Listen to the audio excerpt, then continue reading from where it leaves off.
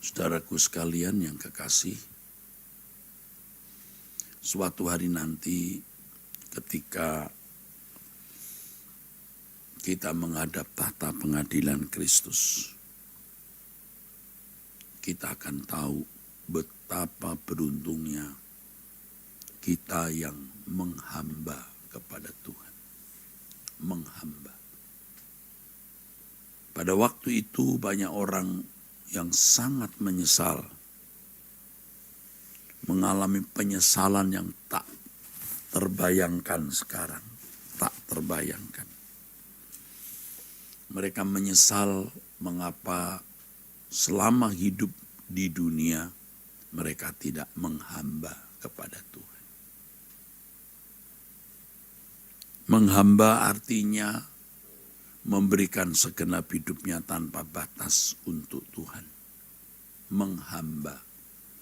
Menghamba artinya tidak memiliki hak apapun, tetapi menyerahkan seluruh hak hidupnya dan semua miliknya bagi Tuhan. Memang hal ini sesungguhnya hanya Tuhan yang tahu. Ya. Belum tentu seorang yang mengaku hamba Tuhan itu menghamba kepada Tuhan. Belum tentu orang yang aktif dalam kegiatan pelayanan gereja itu menghamba kepada Tuhan. Orang yang menghamba kepada Tuhan, orang yang bersedia tidak memiliki kesenangan apapun selain menyenangkan hati Tuhan. Orang yang menghamba kepada Tuhan, orang yang benar-benar tidak tertarik lagi dengan dunia ini. Ia tidak tertarik dengan gemerlapnya dunia. Saudaraku, tentu orang-orang seperti ini tidak akan terikat oleh materi, tidak mungkin menjadi materialistis. Orang yang menghamba kepada Tuhan tidak berhitung berapa persen harus dipersembahkan kepada Tuhan. Sebab orang yang menghamba kepada Tuhan menyadari bahwa dirinya bukan miliknya sendiri, tetapi segenap hidupnya milik Tuhan. Dan hidup ini hanya untuk menghamba kepada Tuhan. Saudaraku sekalian, jumlah orang seperti ini bukan sedikit, saudara. Sangat sedikit.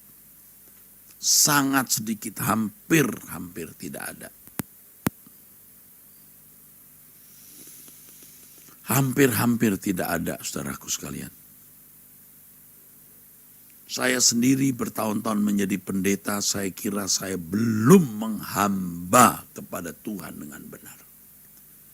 Bersyukur kalau Tuhan berkenan membelas kasihani kita, mulai menyadarkan kita dari tahun ke tahun sampai akhirnya kita bisa memahami hal ini dan mulai melangkah. Ketika kita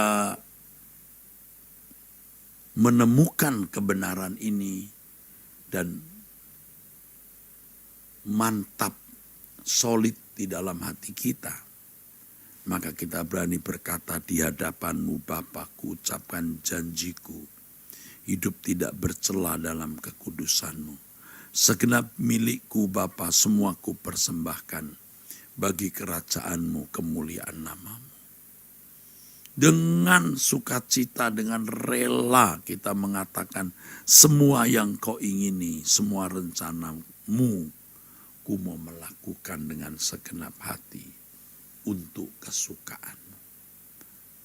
Kita yang menyodor-nyodorkan diri dan berkata, terimalah diriku ya Bapa, untuk bisa menjadi hamba-Mu yang setia, sejak di bumi ini dan di surga nanti tetap melayani Engkau. Percayalah Tuhan, percayalah saudara, tidak ada saudaraku orang yang lebih beruntung dari orang yang menghamba kepada Tuhan. Jadi jangan merasa menghamba kalau saudara masih merasa memiliki sesuatu ya untuk dirimu sendiri. Jangan merasa atau mengaku telah menjadi hamba Tuhan kalau saudara masih tertarik dengan dunia ini dan mengharapkan dunia bisa membahagiakan saudara. Jangan mengaku hamba Tuhan kalau saudara tidak bersedia hidup hanya untuk kesukaan dan kesenangan hati Tuhan semata-mata. Karena kita ini orang-orang yang telah ditebus oleh darah Yesus, dan tatanannya orang yang ditebus itu hukumnya adalah tidak memiliki dirinya sendiri. Majikan Tuhan yang menebusnya itu yang berhak atas dirinya. Itulah sebabnya dikatakan jelas sekali saudaraku di 2 Korintus pasal 5 ayat 14 dan 15. Dia sudah mati untuk kita semua sudah mati. Jadi kalau kita hidup untuk Dia yang sudah mati bagi kita. Jadi tidak heran kalau di Filipi 1 ayat 21 Paulus mengatakan, bagiku hidup adalah Kristus dan mati adalah keuntungan. Enggak ada untuk siapa-siapa, hanya untuk Kristus. Kalau saya boleh mengulangi tahun-tahun yang pernah saya lewati, saya akan membangun kehidupan yang lebih baik dari waktu-waktu yang telah saya lalui, saudaraku. Sayang, ya, waktu berjalan terus dan tidak bisa diulang. Tetapi di sisa umur hidup kita ini, kita mau memanfaatkannya, selesai dengan diri sendiri, dan mempersembahkan hidup sepenuhnya untuk kemuliaan Allah. Di sini kita membutuhkan bimbingan tuntunan Roh Kudus. Sebab hanya Roh Kudus yang bisa menolong kita bagaimana hidup menghamba kepada Allah. Yesus model sosok potret dari hamba Allah yang benar. Yesus yang bersedia untuk melepaskan segala sesuatu demi kepentingan kerajaan surga.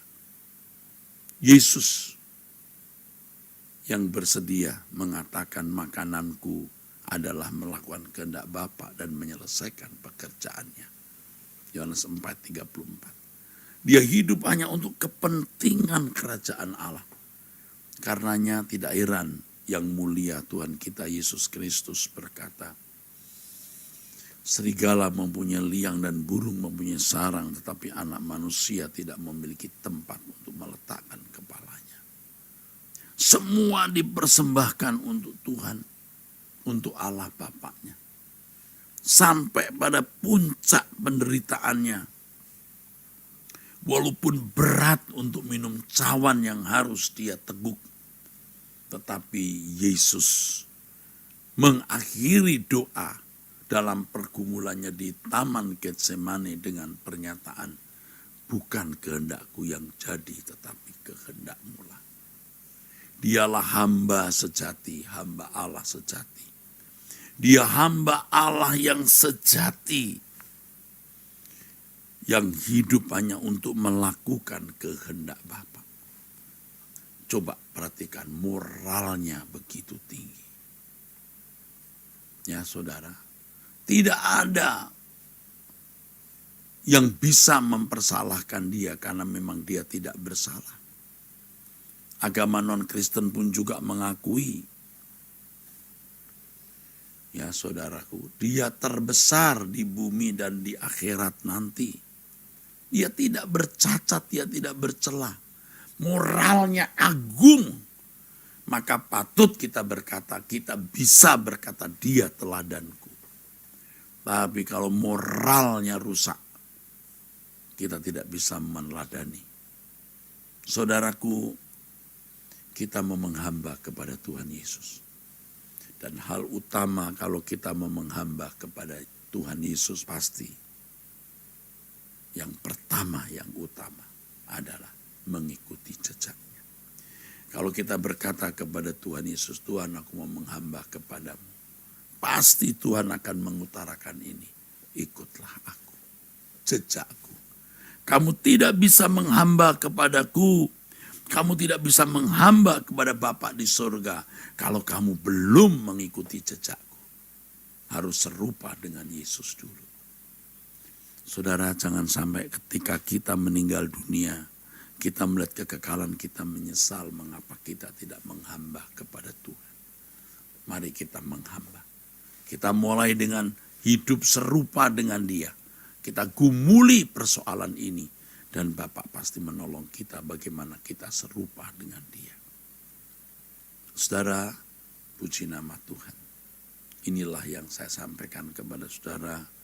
Saya berharap firman Tuhan ini memberkati dan mengubah saudara-saudara sekalian. Mari kita berdoa. Bapa, kami serahkan Truth ID dalam tangan-Mu. Persekutuan doa pagi ini dan seluruh kegiatan pelayanan Truth ID kami serahkan dalam tangan-Mu.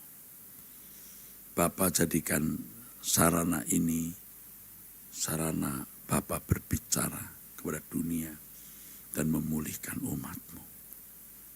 Kami serahkan setiap ekumene dalam tangan-Mu, jadikan ini alat kegerakan untuk dunia. Terima kasih Bapa, dalam nama Yesus Kristus kami bersyukur, kami berdoa. Amin.